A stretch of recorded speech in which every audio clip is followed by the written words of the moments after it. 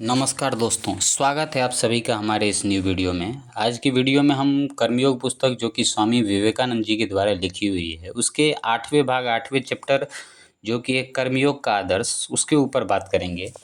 तो आज का जो हमारा ऑडियो बुक है, तो चलिए शुरुआत करते हैं। इससे पहले मैंने 7 भाग 7 चैप्टर्स के ऊपर वीडियो ऑलरेडी बना चुका हूँ। यदि वो चैप्टर्स आप लोग नहीं देखे होंगे तो प्लीज़ चेकआउट कीजिएगा। आज की वीडियो को हम शुरुआत करते हैं। वेदांत का सबसे उदात्त तत्व यह है कि हम एक ही लक्ष्य पर भिन्न भिन्न मार्गों से पहुंच सकते हैं। मैंने इन्हें साधारण रूप से 4 भागों में विभाजित किया और वे हैं कर्मयोग, भक्ति मार्ग, योग मार्ग और ज्ञान मार्ग। परंतु साथ ही तुम्हें यह भी स्मरण रखना चाहिए कि ये बिल्कुल पृथक पृथक विभाग नहीं हैं। प्रत्येक एक दूसरे के अंतर्गत हैं, किंतु प्राधान्य के अनुसार ही ये विभाग किए गए हैं।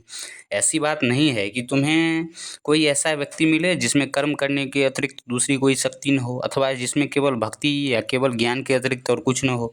ये विभाग केवल मनुष्य की प्रधान प्रवृत्ति अथवा गुण प्राधान्य के अनुसार किए गए हैं।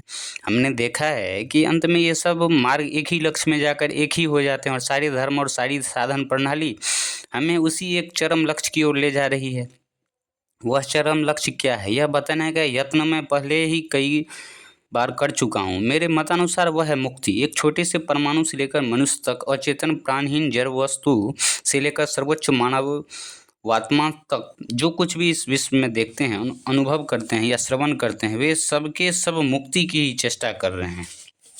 असल में इस मुक्ति लाभ के लिए संग्राम का ही फल है यह जगत। इस जगत रूप मिश्रण में प्रत्येक परमाणु दूसरे परमाणुओं से पृथक हो जाने की चेष्टा कर रहा है, पर दूसरे उसे आबद्ध करके रखे हुए है।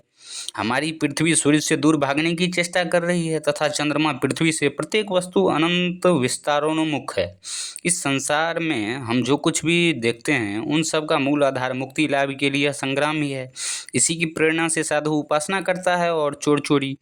जब कार्य प्रणाली अनुचित होती है तो उसे हम बुरी कहते हैं, और जब कार्य प्रणाली का प्रकाश उचित तथा उच्च होता है तो उसे हम अच्छा या श्रेष्ठ कहते हैं। परंतु दोनों दशाओं में प्रेरणा एक ही होती है, और वह है मुक्ति लाभ के लिए चेष्टा। साधु अपने बद्ध दशा को सोचकर कातर हो उठता है। वह उसे छुटकारा पाने की इच्छा करता है और इसलिए ईश्वर उपासना करता है। इधर चोर भी यह सोचकर परेशान हो जाता है कि उसके पास अमुक वस्तुएं नहीं हैं। वह उस अभाव से छुटकारा पाने की, मुक्त होने की कामना करता है और इसलिए चोरी करता है। चेतन अथवा अचेतन समस्त प्रकृति का लक्ष्य मुक्ति ही है। जाने या अनजाने सारा संसार इसी लक्ष्य की ओर पहुंचने का यत्न कर रहा है। पर हाँ, यह अवश्य है कि इस मुक्ति के संबंध में एक साधु की धारणा एक चोर की धारणा से नितांत भिन्न होती है। यद्यपि वे दोनों ही छुटकारा पाने की प्रेरणा से कार्य कर रहे हैं। साधु मुक्ति के लिए प्रयत्न करके अनंत और निर्वचनीय आनंद का अधिकारी हो जाता है, परंतु चोर के तो बंधनों पर बंधन बढ़ते ही जाते हैं। प्रत्येक धर्म में मुक्ति लाभ की इस प्रकार चेष्टा का विकास पाया जाता है। यही सारी नीति की सारी निस्वार्थपरता की नींव है। निस्वार्थपरता का अर्थ है मैं यह क्षुद्र शरीर हूँ, इस भाव से परे होना। जब हम किसी मनुष्य को कोई सत्य कार्य करते, दूसरों की सहायता करते देखते हैं, तो उसका तात्पर्य यह है कि यह व्यक्ति मैं और मेरे के क्षुद्र वृत्त में आबद्ध होकर नहीं रहना चाहता। इस स्वार्थपरता के वृत्त के बाहर बस यहीं तक जाया जा सकता है। इस प्रकार की कोई निर्दिष्ट सीमा नहीं है। सारी श्रेष्ठ नीति प्रणालियां यही शिक्षा देती है कि संपूर्ण स्वार्थ त्याग ही चरम लक्ष्य है। मान लो किसी मनुष्य ने इस संपूर्ण जगत स्वार्थ त्याग को प्राप्त कर लिया, तो फिर उसकी क्या अवस्था हो जाती है। फिर वह अमुक अमुक नाम वाला पहले का सामान्य व्यक्ति नहीं रह जाता। उसे तो फिर अनंत विस्तार लाभ हो जाता है। फिर उसका पहले का वह क्षुद्र व्यक्तित्व सदा के लिए नष्ट हो जाता है। अब तो वह अनंत स्वरूप हो जाता है। इस अनंत विकास की प्राप्ति ही असल में समस्त धार्मिक एवं नैतिक शिक्षाओं का लक्ष्य है। व्यक्तित्ववादी जब इस तत्व को दार्शनिक रूप में रखा हुआ देखता है तो वह सिहर उठता है, परंतु साथ ही वह जब वह स्वयं नीति का प्रचार करता है तो आखिर वह क्या करता है। वह भी इस तत्व का ही प्रचार करता है। वह भी मनुष्य की निस्वार्थपरता की कोई सीमा निर्दिष्ट नहीं करता। मान लो इस व्यक्तित्ववाद के अनुसार एक मनुष्य संपूर्ण रूप से अनासक्त हो गया, तो वह उसमें तथा अन्य संप्रदायों के पूर्ण सिद्ध व्यक्तियों में क्या भेद पाते हैं। वह तो विश्व के साथ एक रूप हो गया है, और इस प्रकार एक रूप हो जाना ही तो समस्त मनुष्यों का लक्ष्य है। केवल बेचारे व्यक्तित्ववादी में इतना साहस नहीं कि वह अपनी युक्तियों का यथार्थ सिद्धांत पर पहुंचने तक अनुसरण कर सके। निस्वार्थ कर्म द्वारा मनुष्य जीवन की चरमावस्था इस मुक्ति का लाभ कर देना ही कर्मयोग है। अतएव हमारा प्रत्येक स्वार्थपूर्ण कार्य हमारे अपने इस लक्ष्य की ओर पहुंचने में बाधक होता है तथा प्रत्येक निस्वार्थ कर्म हमें उस चरम अवस्था की ओर आगे बढ़ाता है। इसलिए नीति संगत और नीति विरुद्ध की यही एकमात्र व्याख्या हो सकती है कि जो स्वार्थ पर है वह नीति विरुद्ध है और जो निस्वार्थ है वह नीति संगत है। परंतु यदि हम कुछ विशिष्ट कर्तव्यों की मीमांसा करें तो इतनी सरल और सीधी व्याख्या दे देने से काम न चलेगा। जैसा मैं पहले ही कह चुका हूँ कि विभिन्न परिस्थितियों में कर्तव्य भिन्न भिन्न हो जाते हैं। जो एक कार्य अवस्था में निस्वार्थ होता है हो सकता है कि वह किसी दूसरी अवस्था में बिल्कुल स्वार्थपर हो जाए। अतः कर्तव्य की हम केवल एक साधारण व्याख्या ही कर सकते हैं, परंतु कार्य विशेषों की कर्तव्यता पूर्णतया देश काल पात्र पर ही निर्भर रहेगी। एक देश में एक प्रकार का आचरण नीति संगत माना जाता है, परंतु संभव है कि वही किसी दूसरे देश में अत्यंत नीति विरुद्ध माना जाए, क्योंकि भिन्न भिन्न देशों में भिन्न भिन्न परिस्थितियां होती है। समस्त प्रकृति का अंतिम ध्येय मुक्ति है और यह मुक्ति केवल पूर्ण निस्वार्थता द्वारा ही प्राप्त की जा सकती है। प्रत्येक स्वार्थ शून्य कार्य, प्रत्येक निस्वार्थ विचार, प्रत्येक निस्वार्थ वाक्य हमें इसी ध्येय की ओर ले जाते हैं और इसलिए हमें उसे नीति संगत कहते हैं। तुम देखोगे कि यह व्याख्या प्रत्येक धर्म एवं प्रत्येक नीति प्रणाली में लागू होती है। नीति तत्व के मूल के संबंध में भिन्न भिन्न देशों में भिन्न भिन्न धारणाएं हो सकती हैं। कुछ दर्शनों में नीति तत्व का मूल संबंध परम पुरुष परमात्मा से लगाते हैं। यदि तुम उन संप्रदायों के किसी व्यक्ति से पूछो कि हमें अमुक कार्य क्यों करना चाहिए अथवा अमुक क्यों नहीं, तो वह उत्तर देगा कि ईश्वर की ऐसी ही आज्ञा है। उनके नीति तत्व का मूल चाहे जो हो, पर उसका सार असल में यही है कि व्यंग की चिंता न करो, अहंग का त्याग करो। परंतु फिर भी नीति तत्व के संबंध में इस प्रकार की उच्च धारणा रहने पर भी अनेक व्यक्ति अपने इस क्षुद्र व्यक्तित्व के त्याग करने की कल्पना से सिहर उठते हैं। जो मनुष्य अपने इस क्षुद्र व्यक्तित्व से जकड़ा रहना चाहता है उससे हम पूछे, अच्छा जरा ऐसे पुरुष की ओर तो देखो जो नितांत निस्वार्थ हो गया है, जिसकी अपनी स्वयं के लिए कोई चिंता नहीं है, जो अपने लिए कोई भी कार्य नहीं करता, जो अपने लिए एक शब्द भी नहीं कहता, और फिर बताओ कि उसका निजत्व कहाँ है। जब तक वह अपने स्वयं के लिए विचार करता है, कोई कार्य करता है या कुछ कहता है, तभी तक उसे हम अपने निजत्व का बोध रहता है। परंतु यदि उसे केवल दूसरों के संबंध में ध्यान है, जगत के संबंध में ही ध्यान है, तो फिर उसका निजत्व भला कहाँ रहा, उसका तो सदा के लिए लोप हो चुका है। अतएव कर्मयोग निस्वार्थपरता और सत्कर्म द्वारा मुक्ति लाभ करने की एक विशिष्ट प्रणाली है। कर्मयोगी को किसी भी प्रकार के धर्ममत का अवलंबन करने की आवश्यकता नहीं। वह ईश्वर में चाहे विश्वास करे अथवा न करे, आत्मा के संबंध में भी अनुसंधान करे या न करे, किसी प्रकार का दार्शनिक विचार भी करे अथवा न करे, इससे कुछ बनता बिगड़ता नहीं। उसके सम्मुख उसका बस अपना निस्वार्थपरता लाभ रूप एक विशिष्ट ध्येय रहता है और अपने प्रयत्न द्वारा ही उसे उसकी प्राप्ति कर लेनी पड़ती है। उसके जीवन का प्रत्येक क्षण ही मानो प्रत्यक्ष अनुभव होना चाहिए, क्योंकि उसे तो अपनी समस्या का समाधान किसी भी प्रकार को मतामत की सहायता न लेकर केवल कर्म द्वारा ही करना होता है, जबकि ज्ञानी उसी समस्या का समाधान अपने ज्ञान और आंतरिक प्रेरणा द्वारा तथा भक्त अपनी भक्ति द्वारा करता है। अब दूसरा प्रश्न आता है कि यह कर्म क्या है, संसार के प्रति उपकार करने का क्या अर्थ है, क्या हम सचमुच संसार का कोई उपकार कर सकते हैं। उपकार का अर्थ यदि पूर्ण उपकार लिया जाए तो उत्तर है नहीं, परंतु सापेक्ष दृष्टि से हाँ। संसार के प्रति ऐसा कोई भी उपकार नहीं किया जा सकता जो चिरस्थायी हो। यदि ऐसा कभी संभव होता तो इस संसार इस रूप में कभी न रहता जैसा उसे हम आज देख रहे हैं। हम किसी मनुष्य की भूख अल्प समय के लिए भले ही शांत कर दे, परंतु बाद में वह फिर भूखा हो जाएगा। किसी व्यक्ति को हम जो कुछ भी सुख दे सकते हैं वह क्षणिक ही होता है। सुख और दुख इस रूप इसी सतत होने वाले रोग के लिए कोई भी सदा के लिए उपचार नहीं कर सकता। इस सतत गतिमान सुख दुख रूपी चक्र की कोई भी चिरकाल के लिए रोक नहीं सकता। क्या संसार को हम कोई चिरंतन सुख दे सकते हैं? नहीं, यह कभी संभव नहीं हो सकता। समुद्र के जल में बिना किसी एक जगह गर्त पैदा किए हम एक भी लहर नहीं उठा सकते। इस संसार में सारी शक्तियों की समष्टि सदैव समान रहती है, यह न तो कम हो सकती है और न ही अधिक। उदाहरणार्थ हम मानव जाति का इतिहास ही ले लें। जैसा कि हमें आज ज्ञात है, क्या हमें सदैव वही सुख दुख वही हर्ष विषाद तथा अधिकतर का वही तारतम्य पग पग पर नहीं दिखाई देता। क्या कुछ लोग अमीर तो कुछ गरीब, कुछ बड़े तो कुछ छोटे, कुछ स्वस्थ तो कुछ रोगी नहीं है? प्राचीन काल में मिस्र वासियों, ग्रीस वालों और रोमनों की जो अवस्था थी वही आज अमेरिका वालों की भी है। जहाँ तक हमें इस संसार के इतिहास से पता चलता है यही दशा सदैव रही है। परंतु फिर भी हम देखते हैं कि सुख दुख की इसी अनिवार्य भिन्नता के होते हुए भी साथ ही साथ उसे घटाने के प्रयत्न भी सदैव होते रहे हैं। इतिहास के प्रत्येक युग में ऐसे हजारों स्त्री पुरुष हुए हैं जिन्होंने दूसरों के लिए जीवन पथ को सुगम बनाने के लिए अविरत परिश्रम किया, पर वे कभी इसमें सफल न हो सके। हम तो केवल एक गेंद को एक जगह से दूसरी जगह फेंकने का खेल खेल सकते हैं। यदि शरीर से दुख को निकाल बाहर किया जाए तो देखते हैं कि वह मन में जा बैठा। यह ठीक दांते के उस नरक चित्र जैसा है। कंजूसों को सोने का एक बड़ा गोला दिया गया है और उनसे गोले को पहाड़ के ऊपर ढकेल कर चढ़ाने के लिए कहा गया है, परंतु प्रत्येक बार ज्यों ही वे उसे थोड़ा सा ऊपर ढकेल पाते हैं त्यों ही वह लुढ़क कर नीचे आ जाता है। इसी प्रकार यह संसार चक्र घूम रहा है। सतयुग के संबंध में हमारी बातचीत बहुत सुंदर है, परंतु उसी प्रकार जैसे स्कूल के बच्चों के लिए किस्से कहानी, उससे अधिक और कुछ नहीं। जो सब जातियां सतयुग का लुभावना स्वप्न देखा करती है वह अपने मन में यह भावना रखती है कि उस सतयुग के आने पर संसार की अन्य जातियों की अपेक्षा शायद ही उन्हें ही उसका सबसे अधिक लाभ मिल जाएगा। सतयुग के संबंध में यह कैसा निस्वार्थ भाव है। अतएव यह सिद्ध हुआ कि हम इस संसार के सुख को नहीं बढ़ा सकते और इसी प्रकार न ही दुख को ही। इस संसार में शुभ और अशुभ शक्तियों की समष्टि सदैव समान रहेगी। हमें उसे सिर्फ यहाँ से वहाँ और वहाँ से यहाँ ढकेलते रहते हैं, परंतु यह निश्चित है कि वह सदैव समान रहेगी, क्योंकि वैसा रहना ही उसका स्वभाव है। यह ज्वार भाटा या चढ़ाव उतार तो संसार की प्रकृति ही है। इसके विपरीत सोचना तो वैसा ही युक्ति संगत होगा जैसा यह कहना कि मृत्यु बिना जीवन संभव है। ऐसा कहना निरी मूर्खता है, क्योंकि जीवन कहने से ही मृत्यु का बोध होता है और सुख कहने से ही दुख का।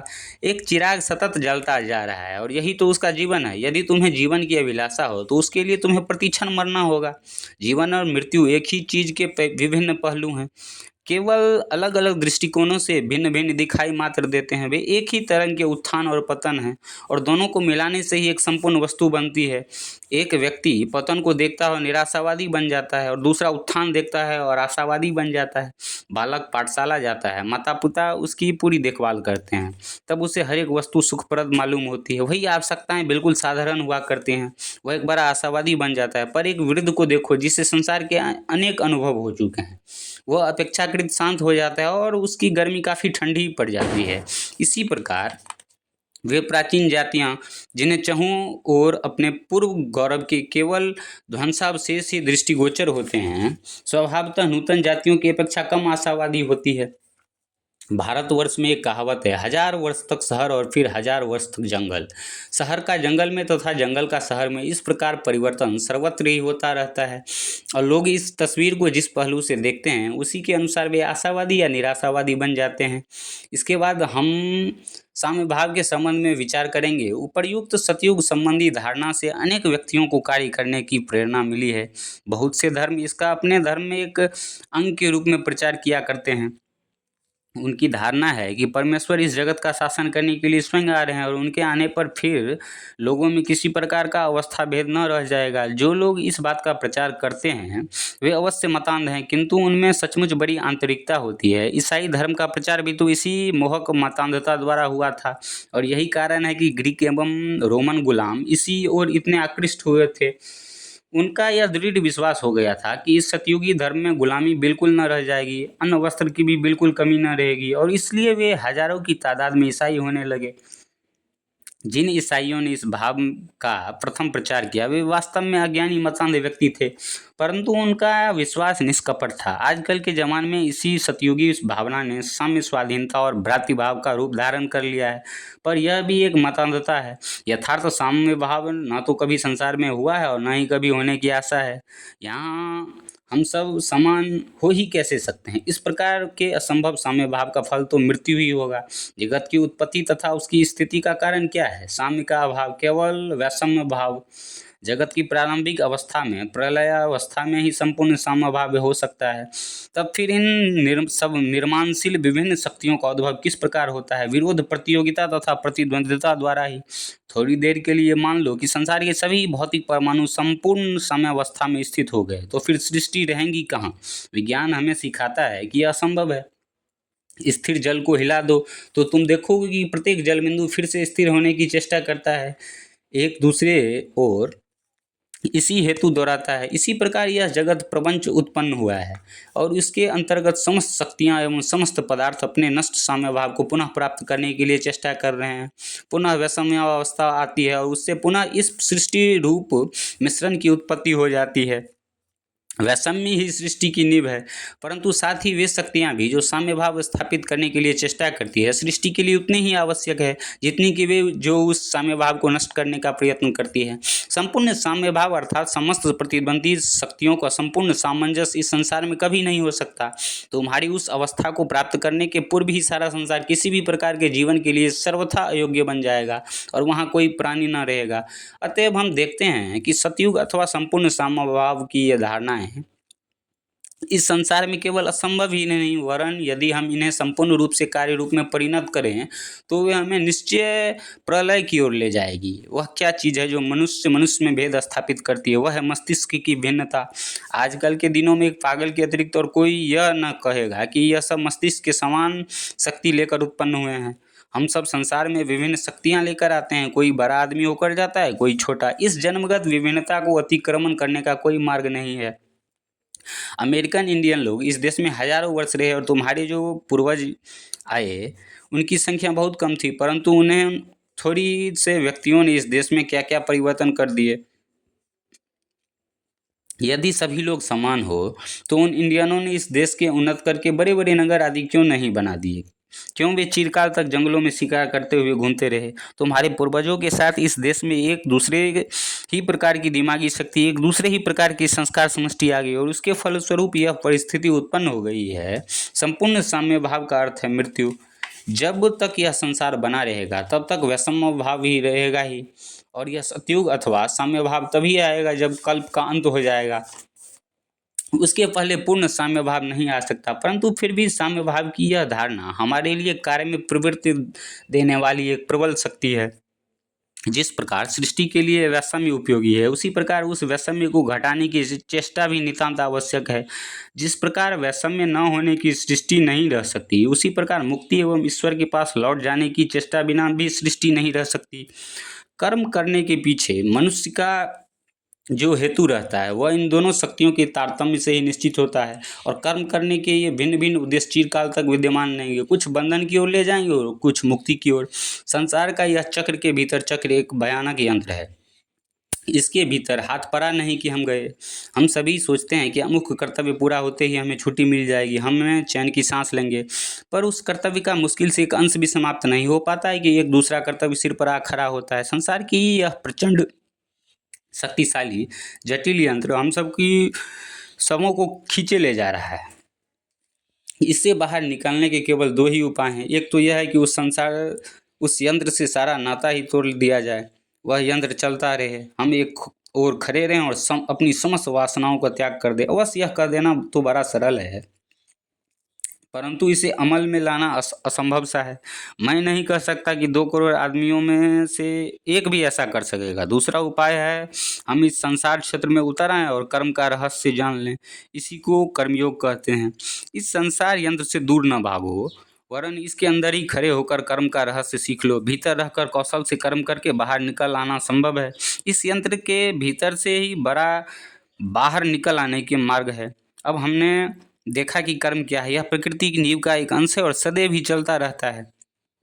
जो ईश्वर में विश्वास करते हैं वे इसे अपेक्षाकृत अधिक अच्छी तरह समझ सकेंगे, क्योंकि वे जानते हैं कि ईश्वर कोई ऐसे एक असमर्थ पुरुष नहीं है जिन्हें हमारी सहायता की आवश्यकता है।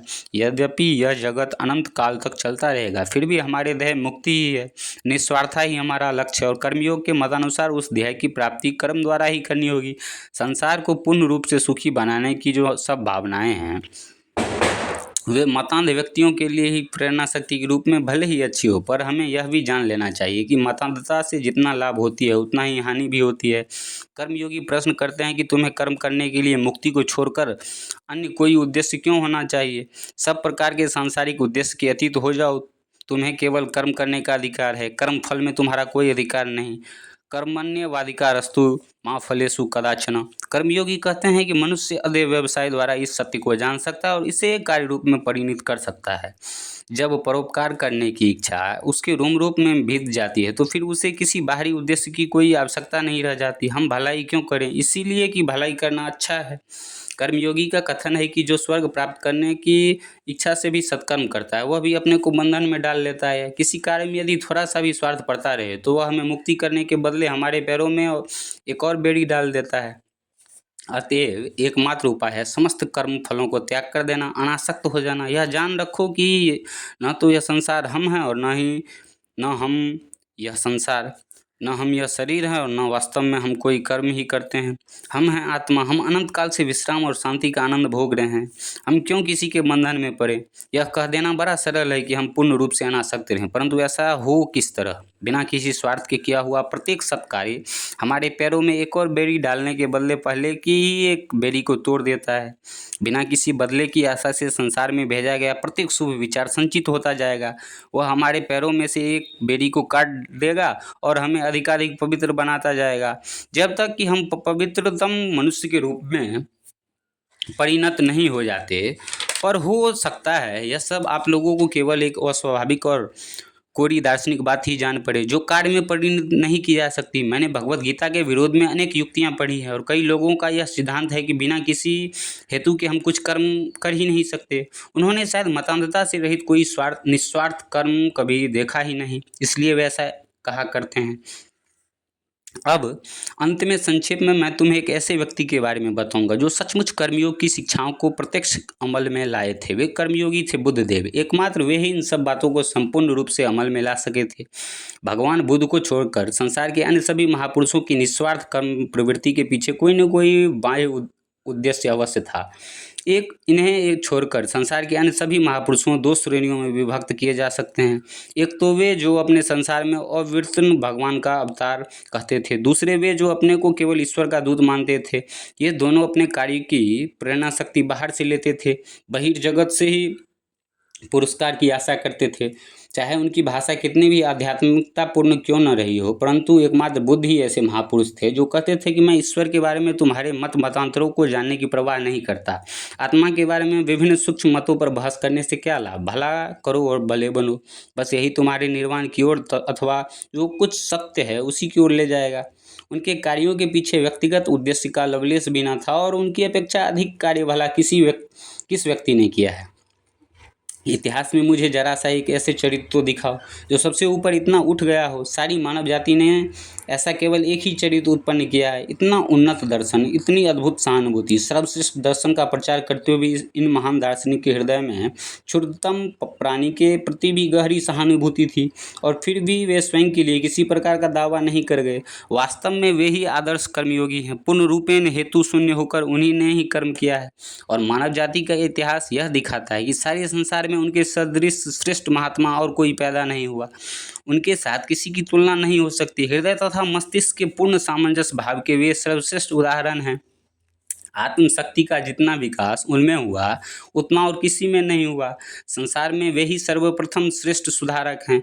उन्होंने ही सर्वप्रथम साहसपूर्ण कहा था। केवल कुछ प्राचीन हस्तलिखित पोथियों में कोई बात लिखी है इसलिए उन पर विश्वास मत कर लो। उस बात को इसलिए भी न मान लो कि उस पर तुम्हारा जातीय विश्वास है अथवा बचपन से ही तुम्हें उस पर विश्वास कराया गया है, वरन तुम स्वयं उस पर विचार करो और विशेष रूप से विश्लेषण करने के बाद यदि देखो कि उससे तुम्हारा और दूसरों का भी कल्याण होगा तभी उस पर विश्वास करो। उसी के अनुसार अपना जीवन बिताओ तथा दूसरों को भी उसी के अनुसार चलने में सहायता पहुंचाओ। केवल वही व्यक्ति सबकी अपेक्षा उत्तम रूप से कार्य करता है जो पूर्णतया निस्वार्थ है, जिसे न तो धन की लालसा है, न कीर्ति की और न ही अन्य किसी वस्तु की ही। और मनुष्य जब ऐसा करने में समर्थ हो जाएगा तब वो भी एक दिन बुद्ध बन जाएगा और उसके भीतर में ऐसी कार्य शक्ति प्रकट होगी जो संसार की अवस्था को संपूर्ण रूप से परिवर्तित कर सकती है। वस्तुतः ऐसा ही व्यक्ति कर्मयोग के चरम आदर्श का एक ज्वलंत उदाहरण है। तो चलिए, ये हमारा जो चैप्टर था कर्मयोग का आदर्श ये यहीं पे समाप्त हुआ। यदि आप लोग को अच्छा लगा हो तो प्लीज़ लाइक, शेयर, सब्सक्राइब और एक प्यारा सा कमेंट ज़रूर करें। तो आज का ये वीडियो भी समाप्त होता है और कर्मयोग का ये सीरीज भी समाप्त होता है। तो मिलते हैं फिर कल किसी न्यू वीडियो के साथ, तब तक के लिए थैंक्स फॉर वॉचिंग।